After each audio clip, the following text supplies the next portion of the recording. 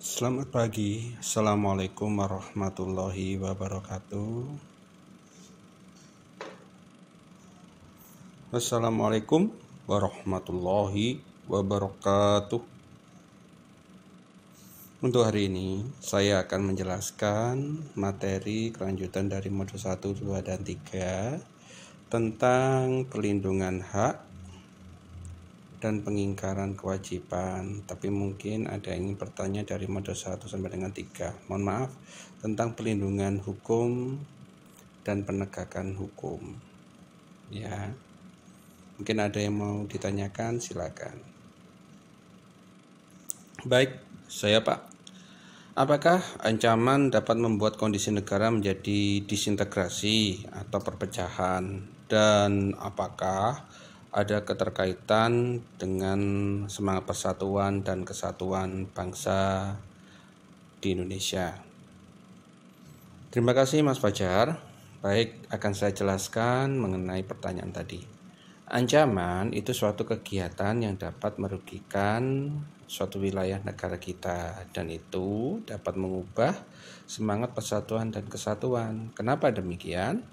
Karena dari ancaman itu orang atau warga negara akan menjadi ketakutan, bahkan akan ikut dalam suatu kegiatan tersebut. Mau tidak mau akan mengancam sebuah persatuan dan kesatuan itu sendiri.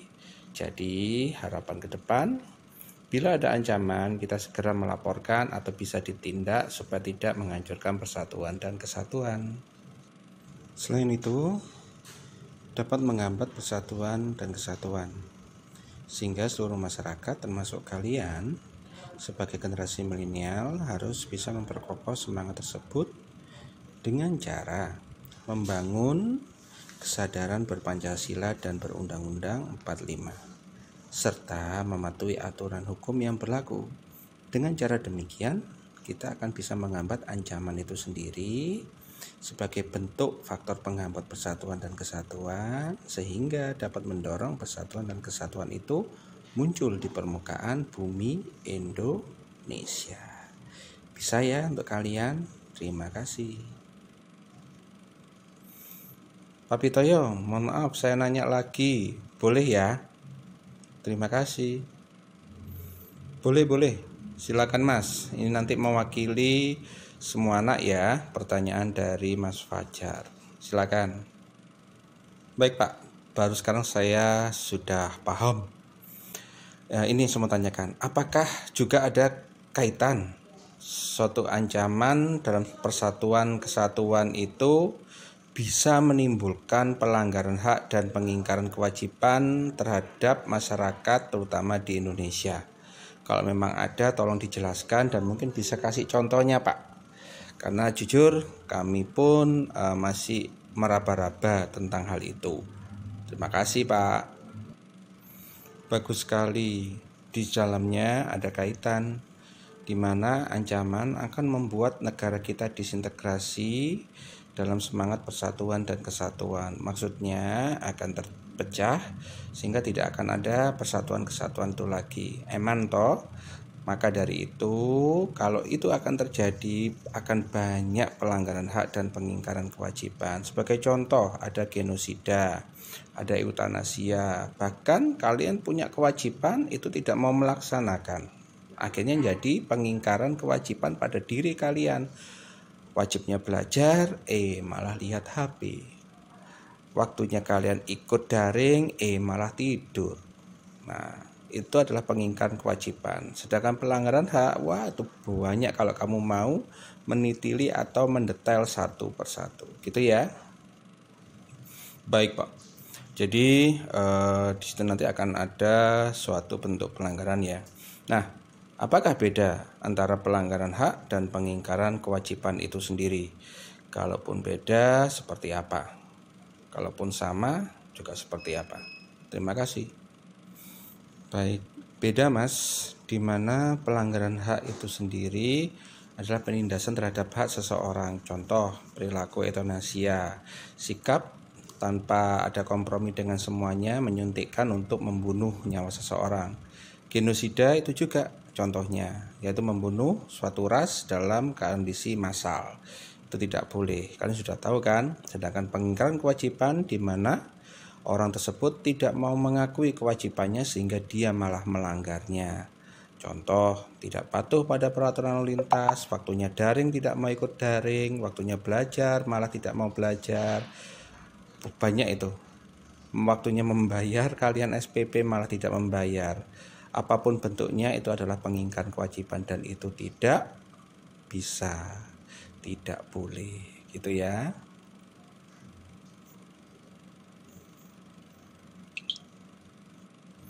Oh, begitu ya, Pak.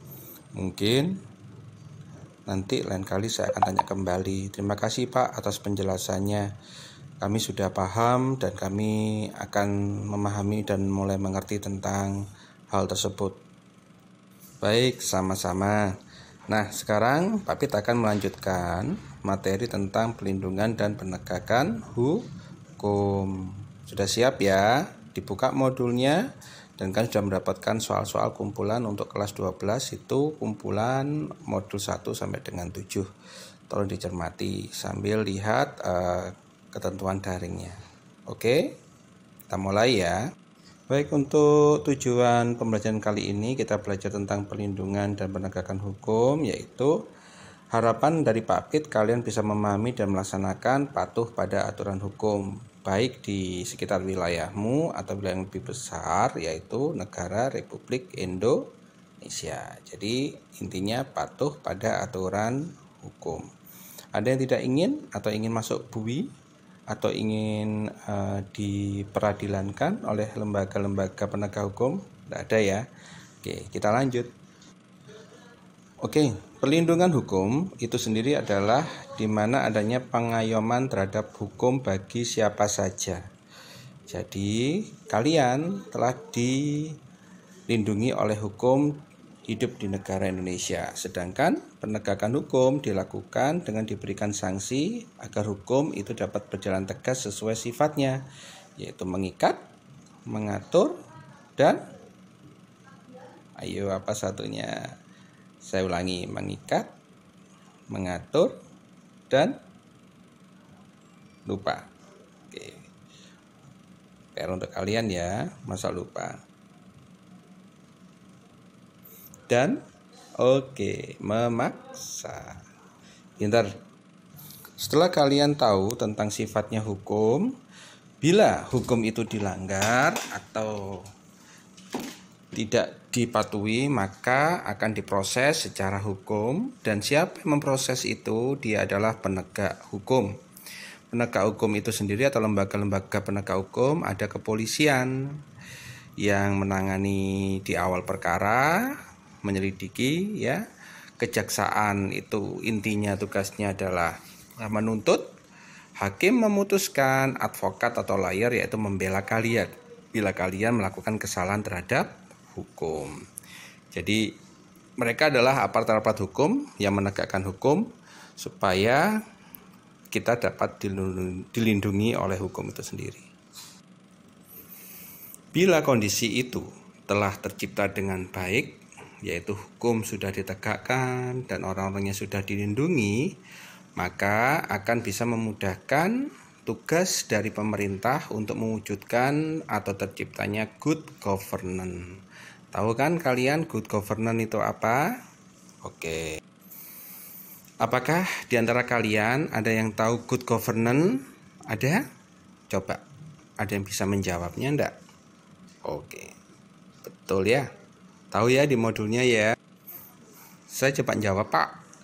Good governance menurut saya adalah terciptanya kondisi yang baik dalam pemerintahan, gitu ya. Jadi semua berdasarkan tata kelola pemerintahan. Jadi sudah berjalan dengan sendirinya gitu, Pak. Itu good governance menurut saya. Sip. Tapi harus sesuai kaidah atau ketentuan yang berlaku sebagai pemerintahan yang transparan atau bagus. Coba dibaca lagi modul kalian. Baik Pak Pit. Kalau kalian sudah baca bukunya, ada 8 karakteristik good governance. Coba dilihat dalam modul kalian. Ada partisipasi, ada transparansi, ada aturan dalam hukum, dan lain-lain. Ada 8 ya. Sedangkan untuk perlindungan hukum itu sendiri, ada perlindungan hukum secara preventif dan secara represif. Ya. Kemudian bicara mengenai hukum, masa berlakunya hukum itu sendiri didasarkan pada atau secara yuridis sesuai ayat ketentuan hukum untuk mewujudkan ketentuan hukum, secara sosiologis untuk kepentingan masyarakat, filosofis untuk kepentingan kita, dan futuristik untuk kedepannya bagaimana hukum itu bisa dilaksanakan dengan benar. Jadi ada 4 masa berlakunya hukum itu untuk bermanfaat bagi siapa saja. Jadi dapat disimpulkan pelajaran pada hari ini bahwa dengan adanya perlindungan dan penegakan hukum akan tercipta sebuah good governance yang sesuai aturan dan ketentuannya, dan di situ akan bisa memberikan dampak positif terhadap masyarakat di sekitar wilayahnya atau di Indonesia. Jadi pelajaran pada hari ini sudah cukup. Mungkin ada yang mau bertanya sebelum Pak tutup.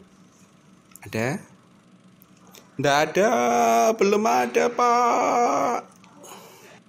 Baik, kalau begitu, kalau tidak ada pertanyaan, berarti Pak Pit anggap sudah bisa memahami. Jadi tolong nanti ada penjelasan mungkin di dalam Google Classroom atau WA kelasnya masing-masing untuk mengerjakan tugas atau ulangan harian. Jadi tolong bisa disimak di Google Classroom-nya. Terima kasih atas perhatian kalian semuanya. Semangat dalam daringnya. Selamat untuk belajar. Assalamualaikum warahmatullahi wabarakatuh. Wassalamualaikum warahmatullahi wabarakatuh. Terima kasih Pak Pitoyo atas ilmunya. Terima kasih Pak.